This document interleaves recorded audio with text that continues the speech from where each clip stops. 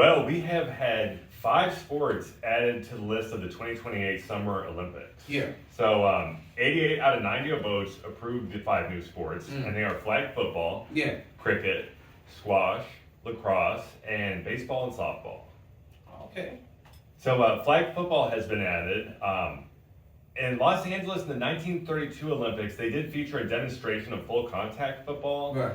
But this one is going to be the flag version. Flag. And a quote from Roger Goodell: "The NFL is committed to working together to strengthen flag football's place in the Olympics movement long term." Yeah. And I think this is exciting. You've got NFL players that could easily become Olympians. Oh yeah. So I think my first question is, due to rust or injury, will this become a sport for retired NFL players, or will current players want to join also? I think both. I think injured for sure, and I think players that's maybe not getting enough playing time, or maybe feel like they'll be more, get more attention, playing in the Olympics. Yeah. I know it's going to be a summer Olympic sport. So the athletes might have the ability to participate in this, but then, if somebody breaks their ankle playing flag football and they're not able to be on the field, that's the thing. Let's say, Patrick Mahomes wants to suit up for the Olympic team, which, I think that he would be shown the door to the, the captain of the Olympic team easily. Right. Yeah. But the question is, he gets hurt, then where are we left at? Yeah, they're definitely in trouble if he gets hurt. I think it should be more for the injured players if they were to make a decision. And as far, I think just injured, because when you have players that's coming from NFL, that's playing and they're needed for the next season, and they get hurt or anything like that, it's gonna be bad. This will be a big draw for, I feel like, a bunch of retired players, especially players who have retired but maybe want to get back in the game. We can see Antonio Brown. Yeah, like or Cam Newton. That's right. A lot of those different type of players. Yeah, I think this is good. And then my next question is, will the United States dominate in a sport that also has pros playing the game? Yeah, I think so. Because you look around and really nowhere else has pro football at the same level as the United States. In the world. Right. No, yeah, so we definitely should be able to dominate those international teams and things like that, because we have pure talent. I know recently there was a world competition for flag football, and the U.S. men's team won, although the U.S. women's team fell to Mexico in the finals. Oh, wow. Well, obviously we just kind of got to see how that plays out, because they might have some potential, international Mexico or... But then, with, I guess, pro football, though, it's a men-dominated sport. Right. So you wonder how, the difference is between the men's and women's flag football and how that's going to translate, too. Yeah, I think so. I think they're probably going to focus more on the men's side of flag football. But I can't wait to see, how it plays out and who's going to be playing. Definitely, I can see Aaron Rodgers on there. Maybe Tom Brady. That'll be cool. They bring everybody kind of in there. And... So, for a controversial question, this is more of a hypothetical. Was this only added, flag football, to bring Tom Brady out of retirement and get him a gold medal, too? I don't think so. I think it was mainly kind of just... for the injured, because I could see him playing in it, but I don't think he was the reason. I know he's got a lucrative broadcast career coming up that he's about to kick off. Yeah. But he could easily be on the Olympic team for flag football. I mean, in a lot of ways, the addition of this sport is a bit of a gimmick. Right. And I wonder if it's going to stay on as an Olympic sport long term, or if we're just going to see it in Los Angeles in 2028. I hope it's a long term thing. And honestly, as far as Tom Brady, I feel like he should do it. I think he should do it, honestly, because it still feels like he got some fuel in that tank left. I don't think he's, the broadcasting is cool, but I think he still wants to play deep down. So. And he's not getting hit in this game. It's flag football. It's flag. So that's so he can throw. We can see the Tom Brady, what he can still do. So, yeah, it's exciting. Cricket was another one of the sports added, and with the addition, it's most likely going to raise India's broadcasting rights value for the International Olympic Committee by more than $100 million.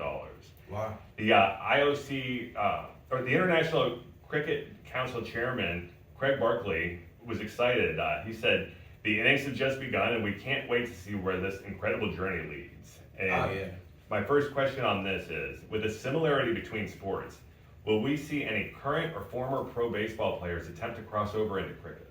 Yeah, I think so. Yeah, I think so, definitely. Especially those old veteran players. It might be a couple from the Astros, we never know, but I think so. So we should see some former MLB players. That's no question, yeah. Squash is one of the other sports that they had announced. Now, this is the first time that squash is going to be an Olympic sport, and there have been several applications that have been rejected for squash in the past. Right. And my question is, it seems like this sport will not be as exciting to watch as some of the others. Yeah. And its first time in the Olympics, will the uniqueness of the sport draw viewers, you think? If there's nobody coming to play like professional-wise, no. I don't think so. Because you think about a sport like squash and you compare it to something like skateboarding, which recently was featured at the Olympics the first time. Right. If I have a decision between watching squash or skateboarding, I think I'm definitely going to go with skateboarding. Skateboarding, yeah, that's no question. Definitely skateboarding, because you can see players like, I used to watch Tony Hawk for sure, but like just different, Nigel Houston is one of the great U.S. skaters. Yeah. He didn't have a wonderful showing at the Olympics, and a lot of people were kind of surprised by that. But he should have a better showing next time. Yeah. I think squash, it's going to be one of those sports where they kind of just have it on, but I don't think really people are going to really just be locked in with it, So baseball and softball were also announced. They're scheduled for the 2028 LA Olympics. But they're not going to be played at the Paris Olympics this summer, 2024. They were played at the Tokyo Olympics 4 years ago. So my question is, will Major League Baseball players and pro softball players want to be involved, or will the teams be filled with college players, you think? I think it might be a mixture of both, but no, I think MLB players are definitely going to try to get into that, especially ones that's either can't really play on a team like that or, just things like that, yeah. So we might see a U.S. Baseball dream team type of thing. Yeah. Do you have anybody you would want to add to the team right now if you were going to make the team? I would like to see, I guess once Astros kind of slow down, Valdez, McCormick. We should see some Astros in that team. I think Astros, a couple from the Rangers, LA Dodgers. Phillies, they're looking pretty good too. Yeah. Yeah, I think I see a couple from each. Yeah, and the Angels too. Yeah. So do you think that Major League Baseball and the National Football League will gain more international fans with the addition of these sports to the Summer Olympics? Oh yeah, that's no question. Especially if they're playing in international places. Yeah. That's no question. Lacrosse is also back for the first time since 1908, and that's the one where they hit the ball in it. That is, it's okay. Nets on the end of sticks. Gotcha. And the Olympic lacrosse is going to utilize 6 people aside instead of 10. And I played field lacrosse through high school. Yeah. And it consists of 3 midfield players. So they're generally allowed anywhere on the field, but they call them midfield because they're able to move the ball up and down. And they play some defense, but offense is kind of their main deal, is moving the ball around. Yeah. Then there's 3 attack players, and their main deal is trying to score. So they're lined up on the opposition side on the 3 defenders, which the defenders in lacrosse, they have long sticks. Right. And then there's 1 goalie. So I'm curious how they're going to go to 6 people instead of 10. I guess they're going to take some of those people out. Or maybe they'll probably switch them within, as the game progresses, maybe. That makes sense. Have the team. I guess it'll be interesting to see how lacrosse plays out and who's gonna. Do you think that the U.S. teams will be made up of only pro lacrosse players, or will there also be college players on the team? I think it'll be probably college too. I think they should try to make it a mix, make it fun. Yeah, like you were saying, they should do that with the other teams Yeah. too. So I guess the most qualified and the best players are who we want representing our country in the Olympics. Right. I would say the top players from college and professional. This was a sport that was invented by Native Americans, actually, and I think it's maybe a prehistoric sport even. Does the history of this sport in America give the United States an unfair advantage? I think it kind of does, especially because it's been out for a while and it's pretty much known. Yeah. Yeah, I'm looking forward to lacrosse as a Yeah, sport. I think definitely. that'll be pretty good. Now, boxing, it wasn't mentioned as one of the sports, but it has been mentioned as for sure being on the program for the Olympics. Mhm. But currently, there's no International Olympic Committee that is recognized as a governing body for the sport. So I guess until they get that sorted out, it's kind of up in the air at the moment. Yeah. But there will be boxing at the Olympics. There usually always is. So. Right. Yeah. Yeah. And then, so weightlifting and the modern pentathlon is also on the list for the Olympics. Mm. Although the sports have been changed through the illegal doping and weightlifting, and then horse jumping has been replaced in the modern pentathlon by an obstacle course race. And so instead of horse jumping, they're going to have the obstacle course, and this was in direct reaction to the disturbing treatment of animals at the Olympics.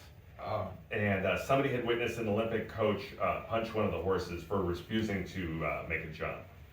Wow. And now this is a really major change to the sport, which originally had horses, and now it's just people running around on an obstacle course. Cool. Yeah. Taking the horse out does take out any unpredictable elements, but my question is, do you believe the sport will remain as popular as an Olympic event without the horses?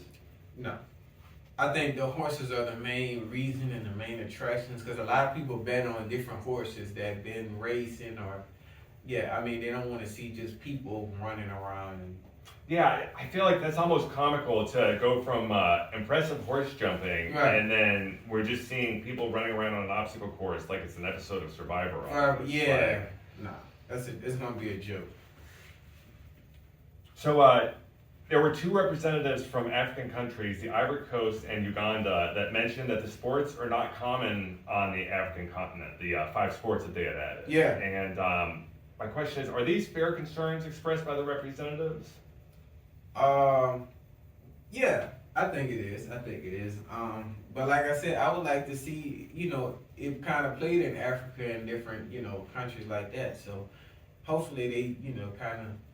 I guess that's the whole purpose of the Olympics, is to spread culture and like sports in general. And I guess the more sports are international, the more people are going to be, dealing with each other. The more exchange of information and all of that. And Yeah, culture, it definitely will connect all different races together. Yeah. So there are 4 years for these teams to prepare, but some of the teams will have people who've been playing this for life. Right. Now, would this provide an unfair advantage, you think? I think it depends on the sport. If it's like I'd say like baseball or like not flag football, but just kind of one of those sports like that kind of been out, lacrosse, yeah. Because if they've been playing most of their life, then they're already, pretty much elite. It's really not a competition for them if they play a professional coming in. So. You do have situations though, like I know with pro soccer here in the United States, you have international athletes who are on, individual soccer clubs. Right. But when the Olympics come around, they will go and play with their home country. You see that in basketball too.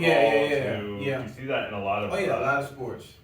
So a lot of that probably is going to happen too. So you might see a lot more international athletes coming here, possibly trying to go pro or go to the highest level at a lot of these sports and get the experience and learn. But then when it comes time for the Olympics, they go and they represent their home country. Home country, yeah. So, yeah. Now, breakdancing has also been on the list for the Summer Olympics this summer in Paris, although it's not listed as a game for the 2028 Los Angeles Olympics. Do you think if breakdancing becomes an event that receives a ton of attention, do you believe they bring it back? Yeah, I think so. I think it can possibly be, brought back or at least kind of a main factor. But it's like, who are we gonna see breakdancing, and everything like that? Well, and they do have. There's like the events with like the interpretive dance, and they've got like the ribbon and everything. Uh-huh. The Yeah, kind of yeah, oh yeah, gymnastics right, type right, of yeah. stuff. Uh-huh.